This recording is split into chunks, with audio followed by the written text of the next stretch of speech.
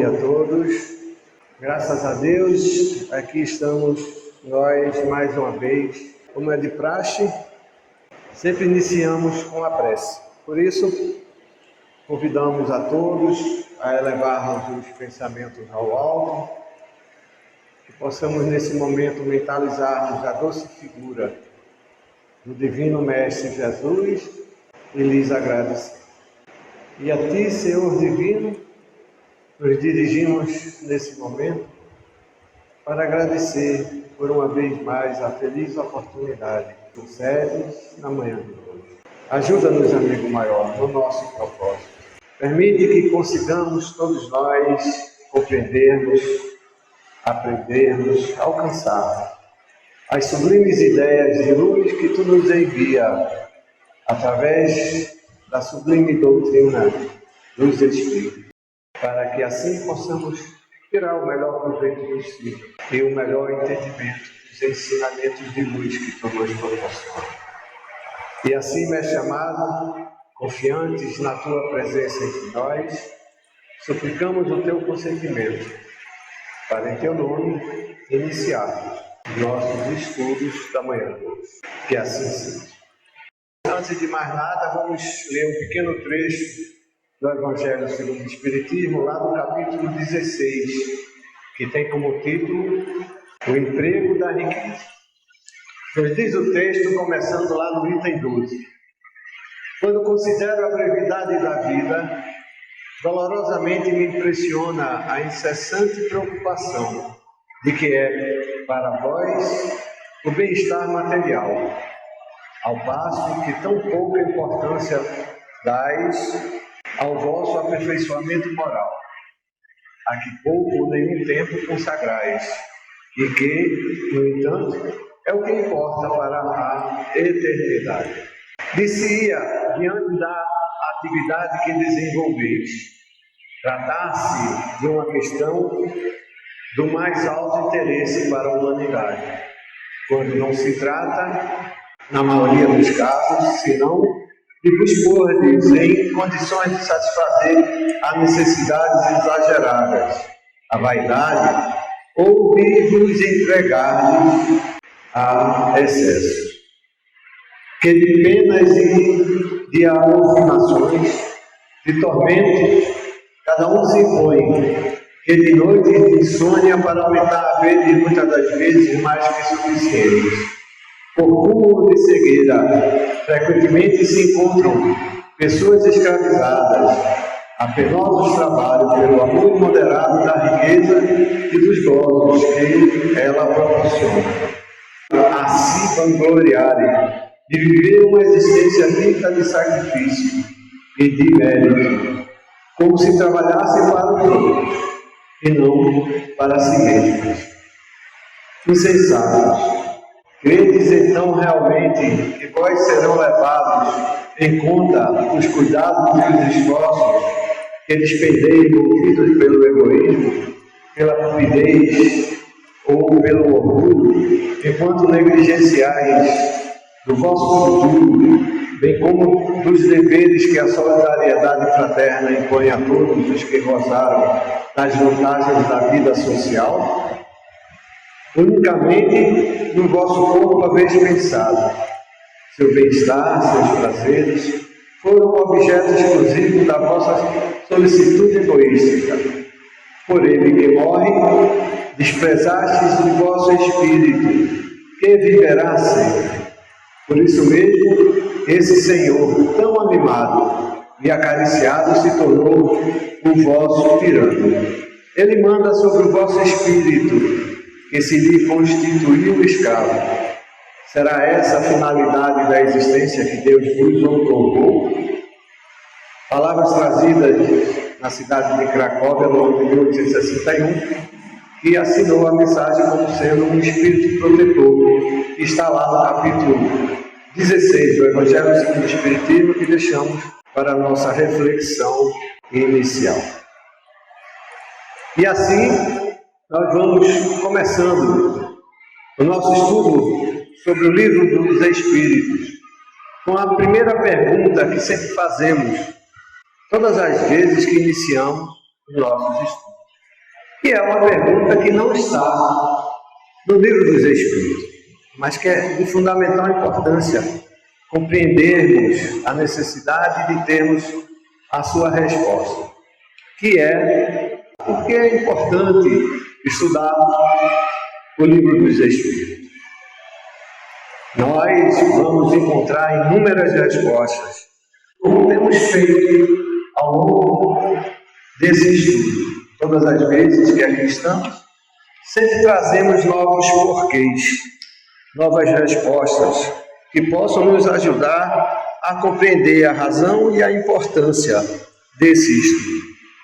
E nós podemos dizer que também é importante estudar o Livro dos Espíritos, porque simplesmente aprender é a atividade que mais ascende a criatura humana. Ou seja, toda vez que nós estamos aprendendo alguma coisa, estamos nos desenvolvendo. Todas as vezes que entendemos, que compreendemos, que assimilamos novas ideias, novas compreensões de vida ou da vida, como queira, estamos simplesmente amealhando os verdadeiros bens da vida, únicos esses que vamos levar daqui. Nenhum dos que estamos juntando, ou buscando, ou muitas das vezes nos focando, vamos conseguir levar, que são os bens materiais. Todos esses têm sua importância e não diminuímos, entretanto, não tanto quanto muitas das vezes estamos dando a eles como sendo mais importantes dos nossos propósitos, dos nossos objetivos de vida. E nós, ao estudarmos o Livro dos Espíritos, estamos não só aprendendo novas ideias a respeito da vida ou dessa vida, mas sim compreendendo e tentando aprender e alcançar os valores da vida maior, que é a vida espiritual, única, real, existente, única para a qual e pela qual estamos vivendo. E é para ela que vamos retornar, de onde vimos e para onde iremos voltar a algum momento, diferentemente daquilo que imaginamos durante a nossa existência da Terra, quando damos pouco ou nenhum valor ou nenhuma importância ao aprendizado dessas realidades. É importante estudar o Livro dos Espíritos, porque ele é simplesmente uma ponte entre os mundos material e espiritual. O Livro dos Espíritos nos proporciona uma realidade de entendimento que não nos damos conta, que é entender a realidade espiritual. E é essas ideias, esses pensamentos que nos ligam à vida espiritual, que nos proporciona atravessar literalmente como uma ponte de um lugar para outro, ou seja, da vida material para a vida espiritual. E só sobre essa ideia poderíamos passar a manhã inteira aqui falando sobre essa condição. Portanto, que nós possamos pessoalmente desenvolver a compreensão desse entendimento. Nós temos todo um livro dos Espíritos para estudar. E precisamos lembrar que é inspiração divina materializada na Terra. Não são ideias concebidas pelo Senhor Kardec. Absolutamente. Quando imaginamos ou quando nos referimos ao Espiritismo como Espiritismo kardecismo, estamos demonstrando uma falta de conhecimento, pois todas as ideias fundamentadas ou que fundamentam a doutrina espírita são trazidas pelos espíritos superiores, que através do Senhor Kardec foi aí sim codificado, ou seja, planificado, para que nós possamos compreender melhor os ensinamentos da doutrina dos Espíritos. Por isso é tão importante estudar o Livro dos Espíritos. E sem medo de errar. O Livro dos Espíritos supera todas as expectativas dos que buscam estudar e conhecer os seus ensinamentos. Muitos de nós ainda lê superficialmente, lê a pergunta, lê a resposta, até dizem, não, eu já li 2, 3 vezes o Livro dos Espíritos, já conheço bem. Mas aí a gente pergunta, quantas vezes você se aprofundou? Quantas vezes você buscou aprofundar e entender os detalhes, as nuances, as entrelinhas do Livro dos Espíritos, ou da resposta dos Espíritos, que é o que nós estamos fazendo hoje pela manhã, tentando compreender, não tudo, porque nós já aprendemos que as ideias trazidas são dos espíritos superiores, e essa só entenderemos em plenitude quando um dia chegarmos à condição deles, mas que possamos compreender que, buscando o entendimento dessa ideia, vamos superar todas as condições ou expectativas que eventualmente possamos ter ao entendimento da realidade da própria vida. E hoje, como dissemos, vamos estudar as questões 207 a 210, que se refere às parecenças físicas e morais. E começando pela pergunta 207, Kardec perguntou à espiritualidade da seguinte forma: frequentemente os pais transmitem aos filhos a parecença física, transmitirão também alguma parecença moral? Kardec, em outras palavras, perguntou. Normalmente nós vemos filhos parecidos fisicamente com os pais. Aí ele pergunta: e os caracteres morais, ou a parecença, ou seja, se parece também moralmente, ou vem dos pais essas características? E a espiritualidade respondeu: não, que diferentes são as almas ou espíritos de uns e de outros. O corpo deriva do corpo, mas o espírito não procede do espírito. Entre os descendentes das raças, apenas há consanguinidade. Não existe caracteres morais herdados. Quando a gente diz que fulano de tal tem a quem puxar, na verdade, a gente está se referindo a uma condição de semelhança, mas não necessariamente que o filho ou a filha ou o descendente tenha trazido do pai. Até a influência durante a vida, o pai ou a mãe pode, sobre a formação do caráter, sobre o comportamento dos filhos, mas que esses assim se permitem ou assumem tal comportamento por trazerem em si a condição de semelhança, mas não porque trouxeram do pai ou da mãe a herança. Entendem isso? O corpo físico, sim, traz a consanguinidade, como diz a espiritualidade. Ou seja, fisicamente eu herdei do meu pai e da minha mãe as semelhanças físicas dos meus avós e por aí vai, caracteres que formam o corpo que eu tenho, como cada um de nós. Mas a condição da personalidade, de comportamento, de valores morais e intelectuais, esse não. Esse pertence ao espírito. E nada a ver tem com a condição física. Aí Kardec insistiu na pergunta, ampliando o questionamento. De onde se originam as parecenças morais que costumam haver entre pais e filhos? Kardec perguntou então, se não é do pai e da mãe que os filhos têm as suas tendências herdadas, de onde vem então essas situações de comportamento? Seria só das influências? Pergunto eu. E a espiritualidade respondeu: é que uns e outros são espíritos simpáticos que reciprocamente se atraem por analogia dos pendores. Ou seja, a espiritualidade está nos dizendo, entre outras coisas, que, por exemplo, eu me pareço com meu pai em atitude, em comportamento, em condição moral, diferentemente do físico, porque eu já trago em mim essas tendências. As vidas passadas em que eu vivi, eu desenvolvi tais valores que permitiram que eu pudesse conviver e estar na família em que me encontro, pois essa família ela é semelhante em afinidade aos valores que possui. Em outras palavras, a espiritualidade estão dizendo: os espíritos afins se reúnem em grupos ou em agrupamentos.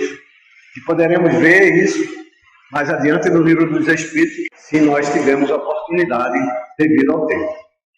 E para que a gente possa aprofundar mais ainda esse entendimento, nós fomos buscar na obra Filosofia Espírita, ditada pelo espírito miramês, de psicografia do médium João Nunes Maia, o aprofundamento dessas ideias. Sob o título de Heranças, comentou a questão 207 do Livro dos Espíritos da seguinte forma: a parecença física é uma realidade. São características que por vezes se herdam dos ancestrais e nesse fio quase interminável que se sucede na expansão familiar aparecerão juntamente com o físico variadas enfermidades ou predisposições para tais. Miramês está dizendo que é um fato, é uma realidade que não podemos negar. A nossa semelhança física é um fato inconteste, não podemos contestar que a nossa família se parece conosco e nós com elas, sobretudo dos pais. As doenças que eventualmente podem surgir são enfermidades que são predisponentes naquela condição. Ou seja, até as doenças, e é importante que a gente compreenda isso, quando se vê a programação de reencarnação de um espírito, se uma determinada pessoa necessita ou tem como condição de expiação ou de prova vivenciar determinada enfermidade, até a família que tem predisposição para aquela doença é observada para que o ser ou o espírito reencarne nela. Os nossos males, as nossas doenças tidas como hereditárias, na verdade são hereditárias não do corpo físico, como a ciência imagina, como a ciência pesquisa. E o médico não está errado quando busca ver a hereditariedade de algumas doenças das pessoas com relação à família. Mas ele se engana quando imagina ser do corpo físico. Existe a hereditariedade devido às condições de semelhança, de afinidade, mas não física, espiritual. Por quê? Porque o físico, ele é simplesmente consequência do espírito. O espírito é que dá origem a tudo que nós experimentamos em vida no corpo material. Difícil nós entendermos, às vezes até aceitarmos essa realidade, mas não podemos fugir dessa condição, pois o homem até hoje não consegue explicar a sua vida material pela própria matéria. Há uma realidade que transcende a essa condição que está ainda distante da nossa compreensão. E que os espíritos vêm, na medida das possibilidades do nosso entendimento, nos trazer essas informações. E Miramês continua dizendo: se isso ocorre, não é que os descendentes paguem pelos avós, pais e tios, mas por estarem envolvidos nos mesmos processos de evolução.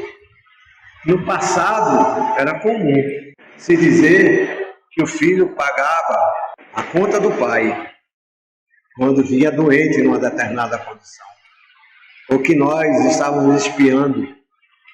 Por quê? Porque nós nascemos pela primeira vez e de repente nascemos doentes, estamos pagando a conta ou a condição de erro dos nossos antepassados. O Miramês vem nos esclarecer isso. E isso não ocorre.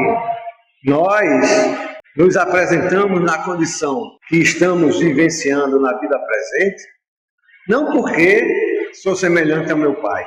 Estou semelhante ao meu pai por uma afinidade de valores, de pensamentos, de comportamentos, de existências, de afinidades, mas não porque meu pai fez isso e eu tenho que pagar. Eu, na verdade, estou pagando exclusivamente a minha conta.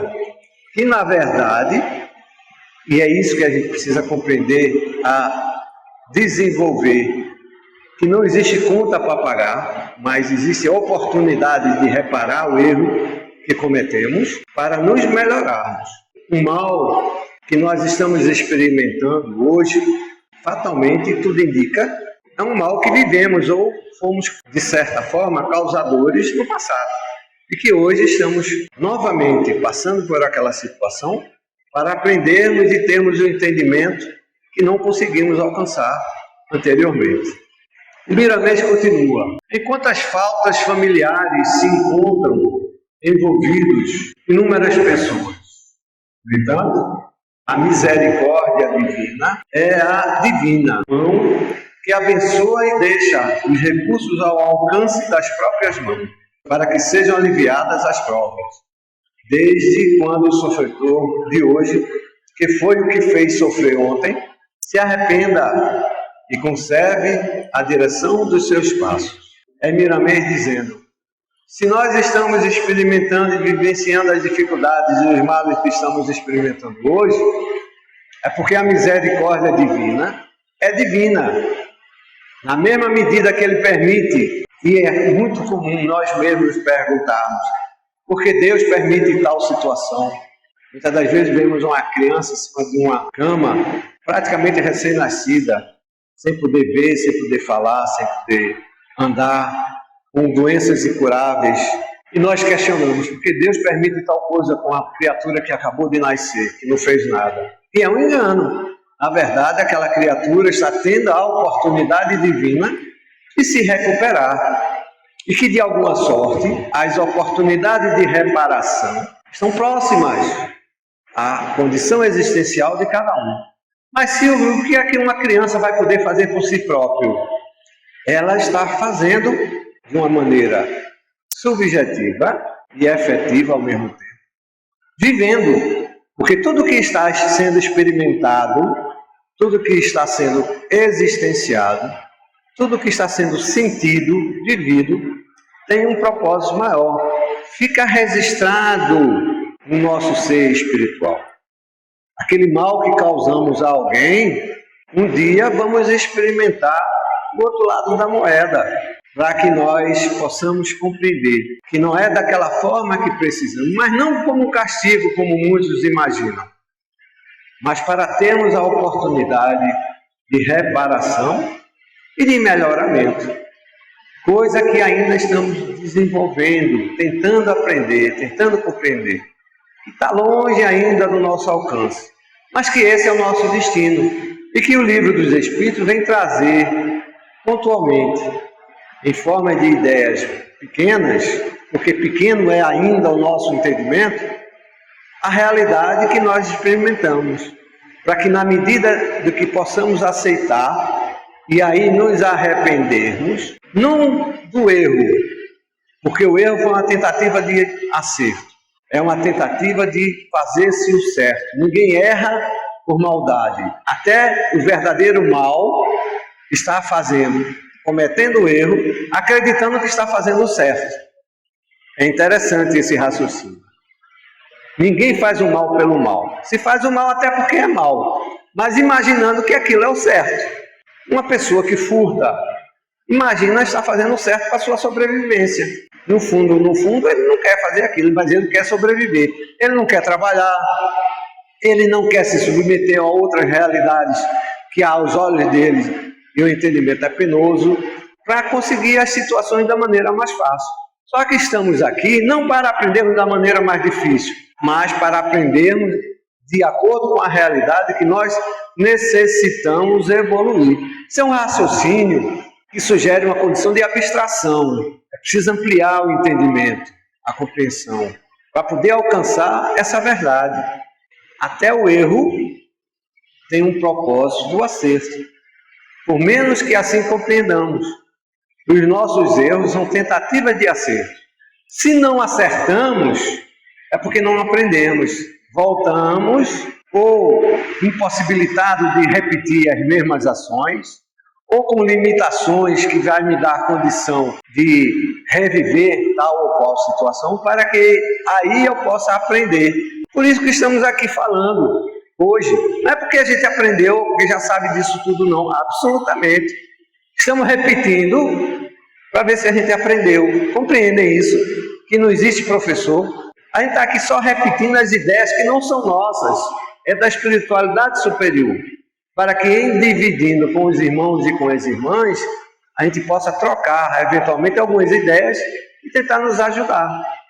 e tentar aprender e demonstrar para ver se compreendeu mesmo, pelo menos a mensagem, para que amanhã a gente possa viver, para que amanhã a gente possa na prática exercitar. Só a teoria é muito fácil, eu só vou conseguir mostrar que aprendi no dia que eu viver isso.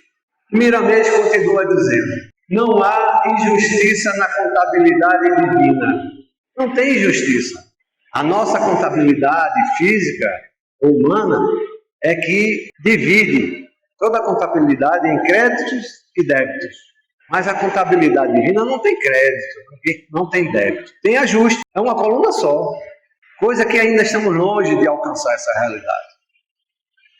Ninguém recebe o que não merece, mas mesmo recebendo o que merece, Jesus se encontra lado a lado com o sofredor, com a sua presença incomparável, a nos dizer: a paz seja convosco. Ele alivia o nosso fardo e nos admoesta: vai e não peques mais. Ou seja, Miramês diz claramente e objetivamente: ninguém recebe o que não merece. Até Jesus, quando curou, desejando que a paz esteja com aquele que eventualmente recebeu a graça, ele diz: vais e não peques mais, para não continuar com a mesma situação de erro. Que seja todas as oportunidades que temos em nossa vida uma oportunidade de aprendizado. Ninguém é curado à toa. Ninguém recebe uma graça à toa. Não existe privilégios, é isso que Miramês está dizendo, na contabilidade ou na realidade divina. Existe na realidade uma predisposição, uma iniciativa de quem quer receber por merecimento aquela graça ou aquela situação que se busca. Através do entendimento, através da busca, através da humildade, através da simplicidade, através da aceitação, para que aí possa então se melhorar. Mas se voltando a cometer os mesmos erros, fatalmente a realidade de dor vai voltar.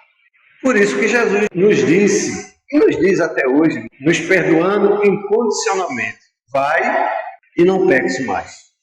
E Miramês continua dizendo: já comentamos alhures que o Espírito não gera Espírito, como nos ensina o Livro dos Espíritos, obra inspirada e assistida por Jesus. Entretanto, pode acontecer que surjam em família semelhanças morais por afinidade de pendores, por simpatia dos grupos de almas em processo de ascensão. Com outras palavras, Miramês diz aquilo que dissemos inicialmente: o Espírito procede do Espírito, mas do Espírito que ele é, não de outro Espírito. Nenhum Espírito transmite ao outro a sua existência anterior. Os meus pendores foi eu que desenvolvi. Quando a espiritualidade nos ensina que é da existência espiritual que cada um existenciou, da sua própria vida, não de outros. Como recebe as características do pai e da mãe. E isso nos ensina o Livro dos Espíritos, que é uma obra inspirada e assistida por Jesus. Entretanto, pode acontecer aquilo que nós dissemos. Eu tive a oportunidade de nascer a família em que nasci, pelos pendores, pelas afinidades, pelos valores que eu desenvolvi, que são semelhantes ao do meu pai e da minha mãe, que podem ter sido criaturas que eu vivi em outras épocas, ou não necessariamente. Por eu ter nascido na família que nasci, não significa dizer que necessariamente em outras vidas eu já tenha vivido com eles. É possível, e é muito comum que isso aconteça. Entretanto, há casos também, criaturas nascem em famílias por afinidades, por agrupamentos, por realidades existenciais que valorizam e que experimentam. Miramês continua dizendo: desde quando os pais, ou mesmo avós, exercitem determinadas virtudes, a magnitude dessas irradiações pode atingir os descendentes, que se encontram em princípio de maturidade, porque a lei nos garante que, em todos os esforços que fazemos para o bem, entramos em sintonia com esse bem, que é imortal na sua amplitude de vida. Ou seja, Miramês amplia mais um pouco ainda o que dissemos anteriormente. Mesmo dos avós, dos tios, a família em geral. Nossas tendências morais não foram herdadas deles. Nos parecemos uns com os outros, porque valores morais semelhantes nós temos em atitudes, em ideais, em propósitos, em valores, em situações de aprendizado. Esse é o grande detalhe. Estamos na família que nós estamos porque nos parecemos, parecença. É esse o termo que inicia o nosso estudo. As nossas parecenças, os nossos pareceres são semelhantes uns aos outros. E desde que somos filhos do mesmo Deus, não podemos esquecer que fazemos uma única família. O difícil é conceber e aceitar essa realidade e alcançar a sua profundidade. Mas só do planeta Terra? Não, de todo o universo. É uma condição que ainda estamos muito distantes de alcançar. E Miramês continua: é bom que se saiba que herança não significa recebimento sem preparo. A analogia é que se abre as portas para tais acontecimentos. Em tudo, a justiça opera, deixando que o amor se solidifique para o engrandecimento da vida. Em outras palavras, Miramês está dizendo que nós não estamos aqui um com os outros por acaso. Estamos com as nossas diferenças, está nas entrelinhas do que Miramês quer dizer. As nossas diferenças, interessante essa ideia, é muito mais próximas das nossas semelhanças do que imaginamos. Nós somos semelhantes até nas diferenças. Nós guardamos e encerramos nas nossas personalidades diferenças que nos caracterizam individualmente. Entretanto, até essas diferenças são semelhantes. Por isso estamos em agrupamento. Um pequeno exemplo. Uma diferença que existe entre nós é a necessidade do aprendizado do estudo do livro dos Espíritos, ou da doutrina dos Espíritos. Isso nos diferencia. Mas estamos aqui reunidos por quê? Por essa mesma diferença, para aprendermos sobre o livro dos Espíritos. Em outras palavras, é mais ou menos isso que Miramês nos sugere.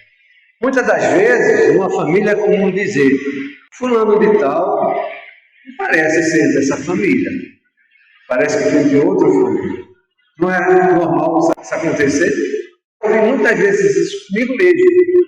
Esse menino parece que não é dessa família, veio de outro mundo. Por quê? Porque nós viemos de forma semelhantes com essas diferenças para aprendermos um com os outros, com as nossas diferenças, e daí a importância de se perguntar, se tirar dúvida, de se questionar, de não aceitar até aquilo que a gente está dizendo, para que a gente possa exercitar o aprendizado, e aí aprendemos em conjunto, um com o outro. Por isso, até nas diferenças, nós somos semelhantes. Com que propósito isso? Para que a resultante seja o amor. É isso que Miramês nos diz. Para que o amor, diante das nossas diferenças, nos reúnem, como nos está reunindo, para aprendermos esse caminho e que o nosso destino resulte no exercício e no aprendizado do amor. Mas se isso não acontece em toda a família, não acontece na grande maioria das famílias. Mas eles estão cada vez mais se aproximando, até pelas suas diferenças, que um dia a resultante será o amor. Esse é o destino da humanidade. Por isso reencarnamos, por isso voltamos, por isso estamos em conjunto, devido às parecenças e às diferenças que nos assemelham, para que a gente possa exercitar e um dia aprender o amor. E Miramês continua dizendo: é bom que se observe, porém, que nem todos os descendentes de uma família têm parecença nas características morais. Desses, a natureza se faz como que esquecida por determinação divina, para que não aconteça o que não pode ser, como é frequente em todos os conjuntos familiares. muitos não herdaram enfermidades que seus ancestrais padeciam. É comum o médico, quando nos questiona, se você tem histórico dessa mesma doença, desse tipo de doença na sua família, e normalmente se lembra. Se lembra que os tios, as tias morreram de determinado mal, que o avô, que o pai, e que existe uma probabilidade, devido à semelhança, de tal criatura, ou tal ser da família, desencarnar ou morrer, como queiram, devido àquele tipo de doença. Mas há outros dentro da mesma família, irmãos consanguíneos, que não vão viver e experimentar tal problema. Por quê? Porque em cada um existe um planejamento de vida. Porque estamos numa determinada família cuja semelhança reflete determinada condição, não quer dizer que nós sejamos iguais, ou vamos fazer iguais, ou iremos experimentar de forma iguais aquela condição. Estamos, sim, devido às semelhanças e diferenças reunidos, para aprendermos uns com os outros, como estamos aqui, tentando exercitar o aprendizado no Livro dos Espíritos, para entender essa ideia, para tentar compreender esse ensinamento. E Miramês continua dizendo, não podemos generalizar esses acontecimentos sem analisar o passado de cada um. Ou seja, cada um tem uma história. Não se pode generalizar, porque você está numa família que você vai ter que seguir aquela condição daquela família. Os processos evolutivos e despertamentos espirituais de cada ser são diferentes na pauta do tempo. É o que nós comentamos anteriormente. A criatura, para ser aditada à vinha da terra, deve e tem de buscar a harmonia do seu mundo interno, ou seja, a minha realidade interior, eu tenho que construir interiormente. O meu aprendizado sobre o Livro dos Espíritos não vai depender do grupo onde eu estou. Pode até ser ajudado, mas vai depender, né, essencialmente da minha iniciativa, da minha busca. Como tenho certeza que tudo o que dissemos até aqui, então, foi compreendido de formas diferentes ou parecidas, mas não necessariamente iguais, por cada um que estão aqui. Porque cada um ouve, escuta e seleciona de acordo com sua necessidade. Ou seja, é o meu mundo interno, o meu mundo interior, a minha condição interna, o que eu existencio interiormente, que me dá a condição de seguir determinada direção ou não. E o caminho a ser trilhado, por isso, é Jesus Cristo, ou seja, não tem outro caminho. O homem mal entende essa realidade. Jesus é o nosso modelo e guia. A realidade existencial vivida pelo amor e para o amor, para nos mostrar o caminho. E cada vez mais a humanidade dá outros nomes. Até a física quântica está aí, dando ou explicando, ou tentando explicar a espiritualidade, mas ensinando as mesmas coisas. A harmonia, a simplicidade, a verdade, a humanidade, a sintonizar positivamente, que é o que Jesus ensinou. Então, seja o nome que você der, seja a ideia que você compreenda, os ensinamentos básicos vêm daqueles, ou serão semelhantes àqueles, se não podemos dizer iguais, ao que Jesus nos ensina e nos ensinou. Por menos que se queira, por menos que se entenda, por menos que se aceite. E continua Miramês, passando por ele, a extensão se alarga e passamos a ter olhos para ver e ouvidos para registrar a sua voz divina e amiga, a nos conduzir para os céus de nós mesmos. Muitos não concebem, muitos não aceitam, muitos não compreendem. Aquela voz interior, podem ter certeza, e não é fanatismo religioso, é algo que transcende a nossa compreensão. Nesse momento, quando sentamos aqui e oramos pedindo a Jesus, Ele está tocando a cada um de nós. Por menos que compreendamos, nos inspirando, segundo a possibilidade de cada um, segundo a necessidade, o ensinamento e a orientação necessária, na busca do aprendizado que cada um precisa processar e realizar. É Jesus sempre a nos inspirar e a nos conduzir. A questão é que para cada um de nós temos um entendimento diferente do que é Jesus, do que viveu Jesus. Mas se o Jesus é o mesmo, Jesus é o mesmo. Mas ele é tão sublime e tão alto que nós ainda não alcançamos em plenitude a sua condição existencial.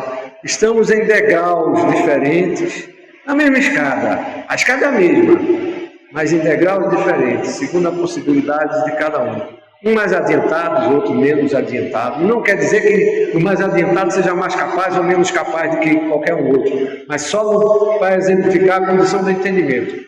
Na mesma escada, na direção de Jesus. Primeiramente, continua. Se queremos modificar nossa herança de erros passados, melhoremos nossa conduta, fundindo-se à conduta de Jesus. Está aí porque ele é nosso modelo e guia. Se quisermos modificar, alterar os erros cometidos no passado, vamos direcionar nossas atitudes nas atitudes que Jesus nos ensinou. Mas se eu tenho que ser igual a Jesus, isso não vamos conseguir nunca, pelo menos nessa vida. Mas podemos nos aproximar, viver ou vivenciar ou aprender a viver como Jesus viveu, a amar como Jesus nos ama, a tentar segundo as possibilidades. E aí há um engano tremendo quando se diz, não, eu agora vou viver como Jesus viveu. Isso não existe. Não há condição em nós encarnados do presente essa possibilidade, simplesmente porque não temos o entendimento que Jesus tem.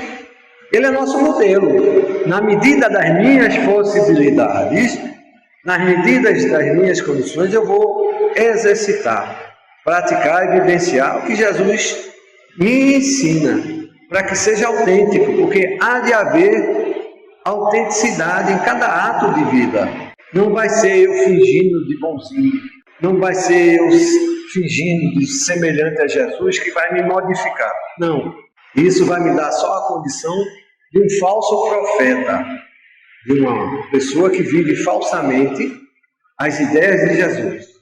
Mas segundo as possibilidades que me é possível, se minha condição só me permite a de orar, é orar que eu vou fazer. Não adianta eu ir para a rua tentar praticar caridade se eu não estou em condições. Mas se eu orar fervorosamente, estarei vibrando segundo a minha possibilidade máxima. E aí, quem sabe, alcançando o degrau possível da escada em direção à evolução que Jesus nos proporciona. Para que Deus comande o nosso destino, modulando os nossos sentimentos, de modo a agilizar os nossos pendores nos conceitos da verdade. Ou seja, Deus está presente em cada um de nós, proporcionando e dando a condição de cada um, segundo as possibilidades, o que é possível, o que é útil, o que é necessário, para poder evoluir, porque esse é o nosso destino. E certamente alguém deve estar perguntando nesse momento, mas se eu leio, por que tanta gente má? Tem tanta oportunidade de vida. Porque tem tanta gente ruim ainda experimentando e praticando coisas más na vida. Talvez não compreendamos essa resposta, mas é a realidade. Esses que estão no mal é que não são capazes ainda de aprender o bem. Eles vão praticar o mal até que lhes seja possível o aprendizado para a sua evolução. Um dia, esse mal cessa. Eles não vão continuar, vão ter que voltar. Primeiro para aprender, segundo para reparar, não por castigo, mas para refazer o caminho do aprendizado. É isso que nós estamos tentando fazer aqui agora. Quem sabe quantos erros cometemos no passado? Se estamos aqui repetindo essas palavras para tentar ver se aprendeu para começar a reparar o que fez de errado. Ou seja, o importante é não se preocupar com quanto se deve, mas com aquilo que se pode fazer para se melhorar. Porque o que se deve não é uma dívida, é uma oportunidade que você tem de reparação. Que se você já assume uma dívida, é porque você sabe e você entende que aquele foi o limite, o alcance que você pode ir no engano. Que possamos compreender dessa forma, para que aí começar a reparar, não tudo de uma vez, por isso nós não vamos conseguir, mas aos pouquinhos, na medida do que nos é possível, na medida do alcance que cada um se possibilita experimentar. E aí viver degrau a degrau, não é pular de degrau não. Isso nós não vamos conseguir, vamos ter que voltar. Mas na medida que subir degrau a degrau, podemos nos aproximar de Jesus. Porque Jesus está próximo de cada um de nós. Desde o primeiro degrau de vida, nós é que não compreendemos essa condição. Nós é que precisamos alcançar essa realidade. E Miramês continua. É bom lembrar que nem sempre são os espíritos afins que formam uma família. As mudanças para que a fraternidade cresça em todos os rumos da vida. Há almas que nada herdam dos familiares. Eles parecem como um meteoro no céu de uma família, cumprindo uma missão e deixando ali, por misericórdia, a bênção do exemplo de luz. Lembra que a gente comentou aqui que nós estamos juntos também por conta das nossas diferenças? É mais ou menos o que Miramês nos sugere. Há em famílias seres que participam desse grupo ou desse agrupamento familiar que nada se parece com os outros, que é totalmente diferente. Mas é essa diferença que os une. Essa diferença serve não só para o que está chegando na família, ou o que chegou na família, mas para a própria família, como exercício de aprendizado, como exercício de prova daquilo que já aprendeu, de desenvolvimento, de evolução. É a própria misericórdia divina em ação. Nós é que queremos navegar nos mares tranquilos, mas já diz o ditado, mares tranquilos não fazem bons marinheiros. Quem não quer ser um bom marinheiro? Todos desejam. Então vão ter que enfrentar as tempestades. Porque só as tempestades é que formam bons marinheiros. Navegar num mar tranquilo, qualquer um navega. Então essas situações de vida, de família, que nos parecem ser grandes adversidades, é na verdade a misericórdia divina nos dando a oportunidade de vivenciar. Por isso muitos pais, muitas mães ficam pensando, o que foi que eu fiz para merecer tal situação com meu filho ou com minha filha? E muitas das vezes, invariavelmente, muitas das vezes não. É a oportunidade de vida que se tem de aprender ou de se mostrar o que aprendeu, o amor de Deus. E pôr em prática o que Jesus nos ensina e nos ensinou. E Miramês continua. Outras, vindo do mais baixo, recebem dessa família impulsos para o bem, porque Deus é amor e que não se esquece de seus filhos no aprendizado. Ou seja, esses irmãos estão nessas famílias que lhes são, ou que lhes parece tão diferente, para receber o exemplo, para receber a sugestão e tentar se modificar. É isso que Miramês lhes sugere. Se já conhecemos essas verdades, esforcemos-nos para sair das heranças impróprias, plantando no coração e na consciência a luz da bondade, da disciplina e do amor, para que essas sementes cresçam, dando-nos frutos de libertação espiritual. Ou seja, é a oportunidade divina que a gente tem de explorar, de desenvolver, de crescer, segundo as situações que a vida ou que a condição existencial nos possibilite. Um mar tranquilo vai me dar a condição de navegar, mas nem sempre me dá a condição de aprender o que preciso aprender. Eu preciso viver a tempestade. E muitas das vezes estamos nas tempestades da vida sem compreender o porquê.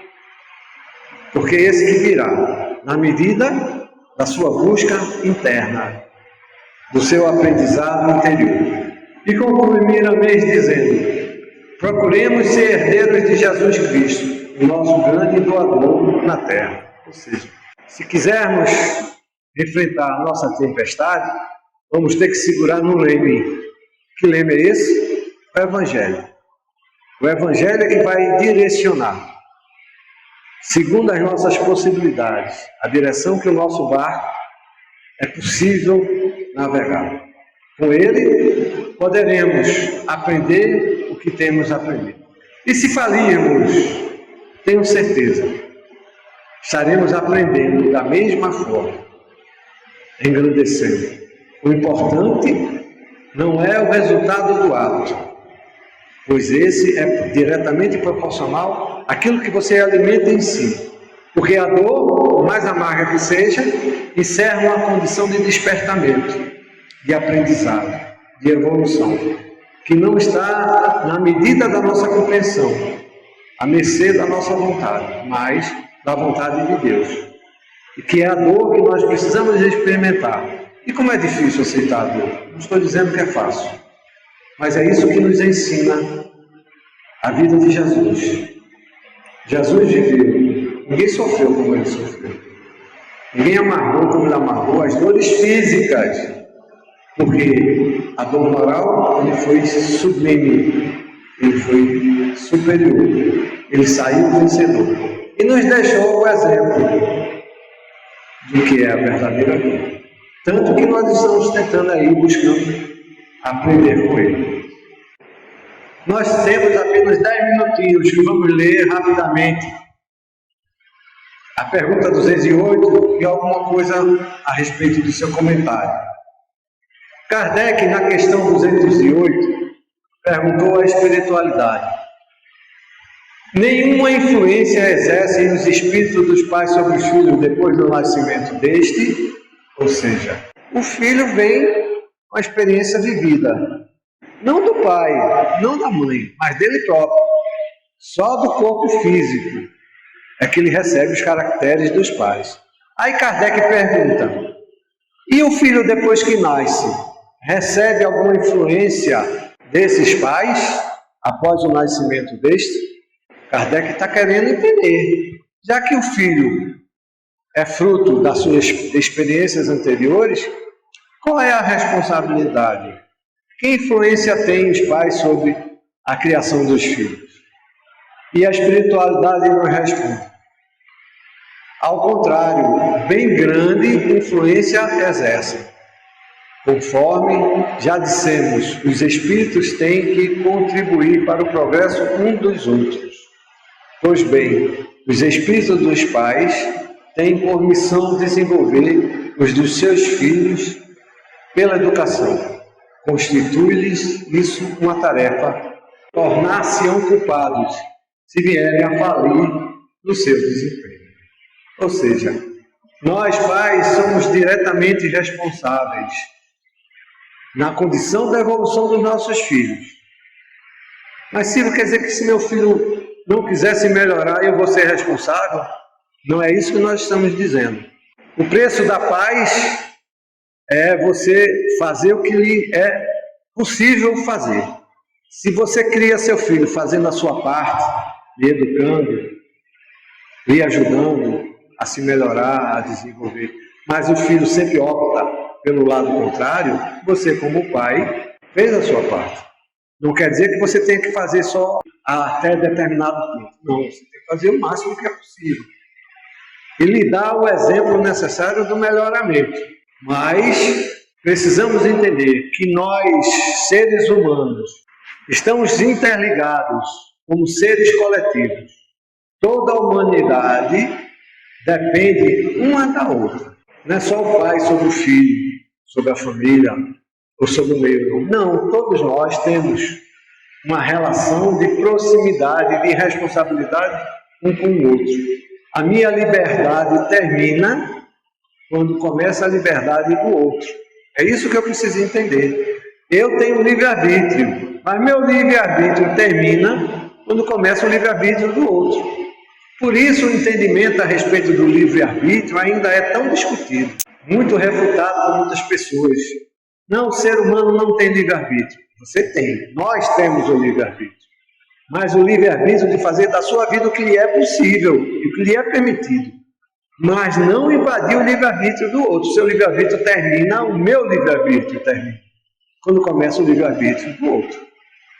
E é isso que o pai sobre o filho precisa exercitar. A sua condição de esclarecimento, de ajuda, de desenvolvimento, na medida que lhe for possível, lhe orientando e lhe dando exemplo, para que o filho possa assimilar a essas ideias e opte segundo a sua vontade, e daí o limite da responsabilidade dos pais.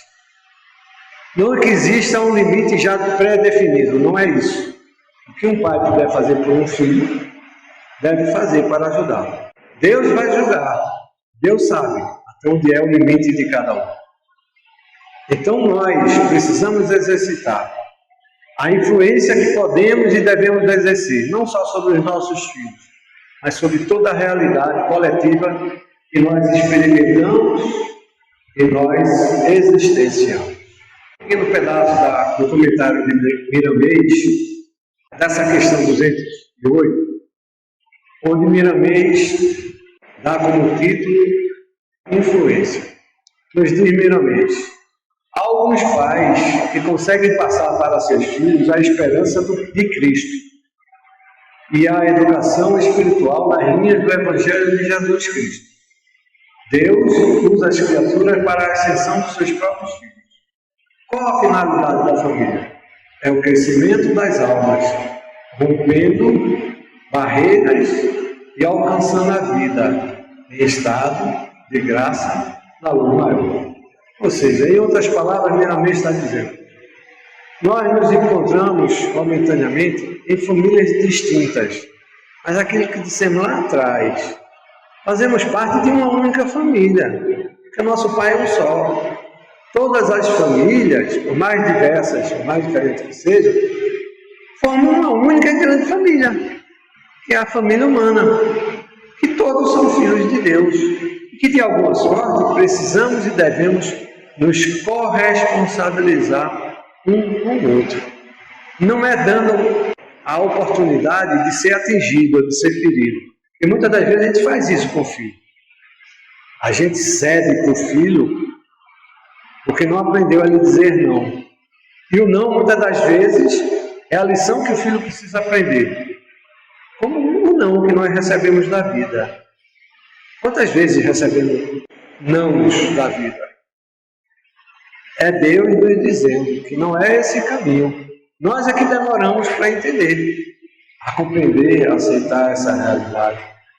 É isso que nós precisamos a fazer conosco mesmo, a nos dizer não só sim para nós, mas dizermos não quando precisamos mudar de caminho, como precisamos também dizer para os nossos filhos, para os nossos vizinhos, para os nossos familiares. Mas não negar por negar, mas com um propósito maior, de se respeitar e de respeitar a todos nós em coletividade.